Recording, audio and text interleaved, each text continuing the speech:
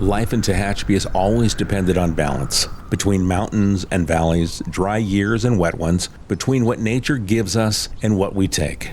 But in the 1950s, that balance started to tip. Our water levels were dropping beyond what Mother Nature could keep up with, and the community was faced with a choice: keep doing things the old way, or find a new way to manage its most precious resource. Today, behind every drop that flows into Tehachapi is an agency responsible for deciding how it's used, who gets it, and how much they pay. That agency is the Tehachapi-Cummings County Water District, sometimes called the Water District, the Watermaster, or even the Water Monitor. It's the organization responsible for importing state water project water, managing local groundwater, and maintaining flood-controlled structures. But how did this agency come to be in the first place? I'm Mya Acosta, Community Engagement Specialist for the City of Tehachapi, and I'll be chiming in with questions on these dense and complicated topics that you, our listeners, our residents, might have. Well, to answer that, we have to rewind several decades to a time when Tehachapi's relationship with water was reaching a breaking point.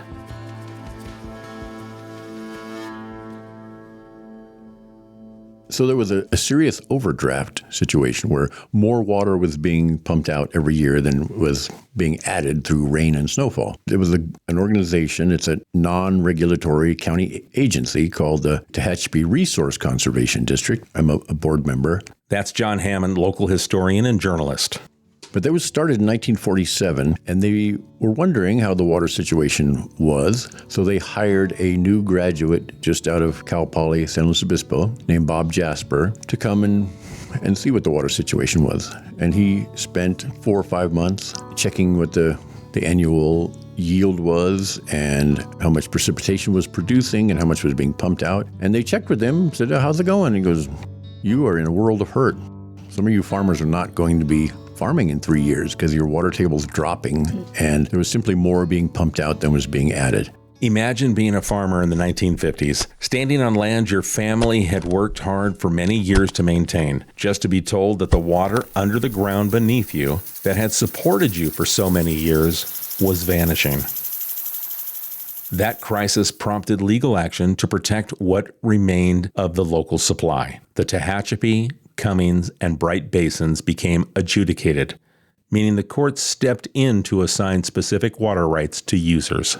And so they had an open meeting for the community to share these findings and determine something had to be done. And so they requested participation in the state water project and got Tehachapi water even before Lancaster or Palmdale had applied to be part of that. And so they adjudicated the basin. They started regulating how much was being pumped.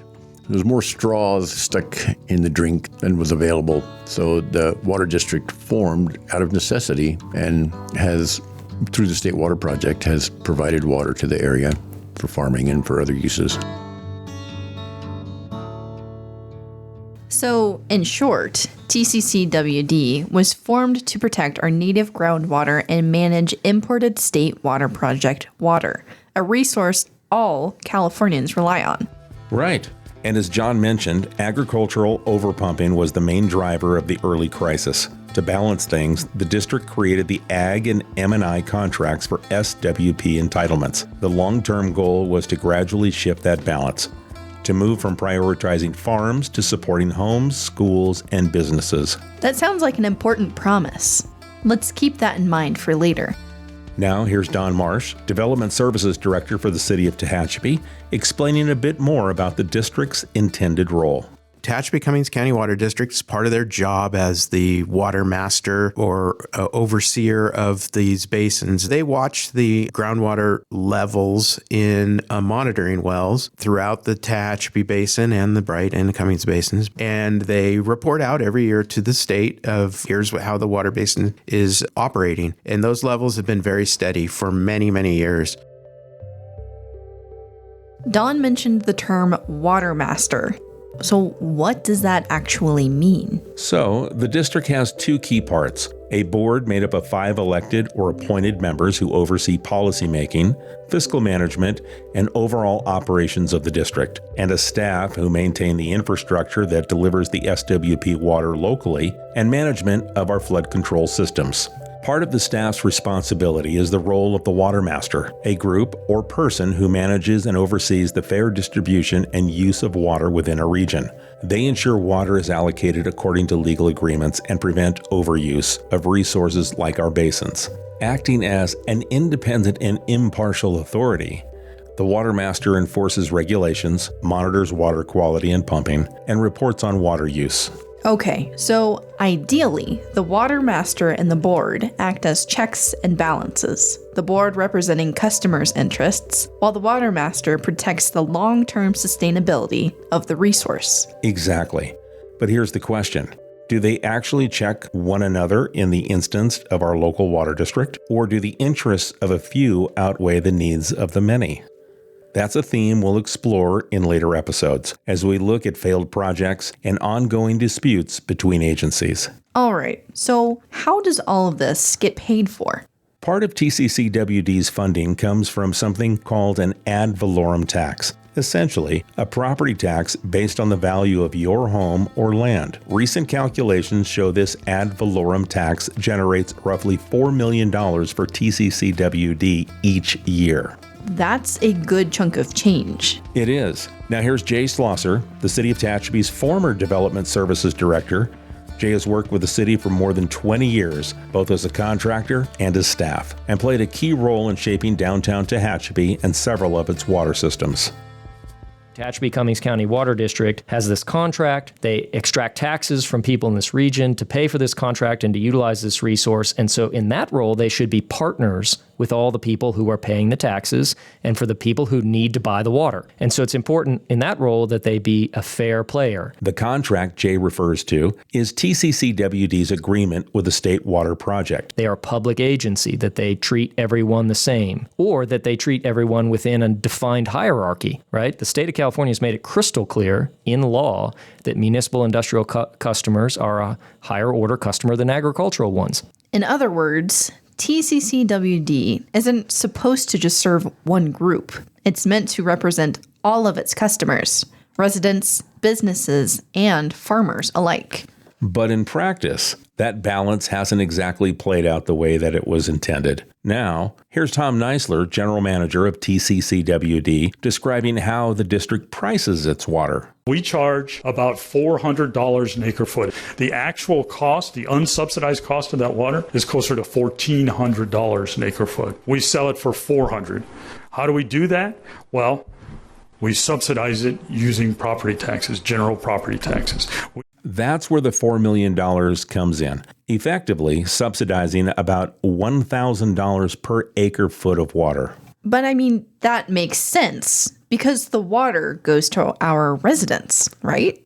Think again. We use historically, and this is true today, about 2/3 of the imported water that we bring in goes for agricultural purposes, and about 1/3 goes for M&I, municipal and industrial, mainly residential purposes. That's the district's official line. But based on public records from TCCWD reviewed by the city, the numbers tell a different story, closer to 90% agricultural and 10% municipal and industrial. To put that in perspective, the statewide average for state water project allocation is about 34% for agricultural and 66% for M&I use. We have about 4,000 irrigated acres, primarily organic vegetables.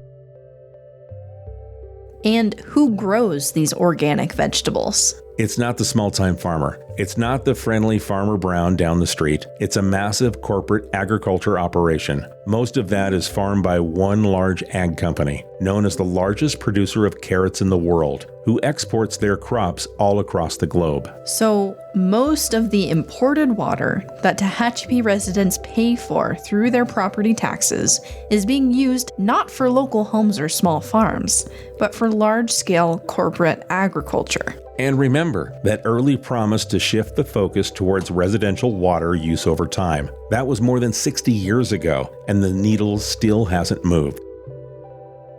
As we mentioned in the previous episode, the City of Tehachapi is entitled to roughly 1,100 acre-feet of state water project each year. But in reality, the district only sells us around 200 acre-feet annually. So what's stopping them from selling us the rest?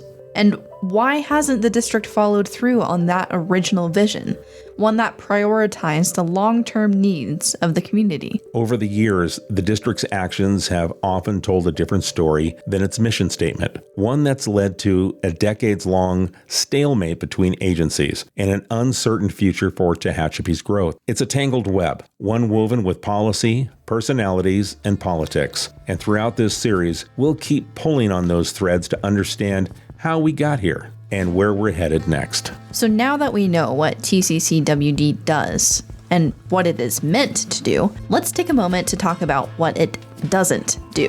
They don't deliver water to your homes. They don't test the quality of your drinking water. And they definitely don't respond to your calls when you're faced with an unexpected water line break. So who does?